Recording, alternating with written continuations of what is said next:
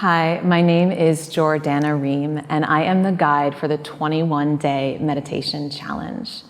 What I bring you in this challenge are techniques and tools that have worked for me and have worked for my students.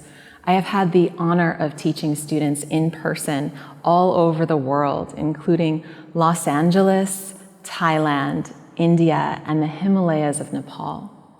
Now, I find very many similarities across all of the people who I teach, and I also find a lot of differences. And so what I aim to give you in these 21 days are different ways to learn about yourself. That is really what the practice of meditation is. Can we become still enough through some mechanism in order to get to the thoughts that are beneath the surface level thoughts that circle and circle and circle? So when we can drop beneath those surface level thoughts, we can get to the understandings of ourselves. We can ask ourselves important questions. And so some of the techniques that we'll use include breath-based meditations, but also we'll be using different techniques, including sound, sensations in the body, mantra, and affirmations.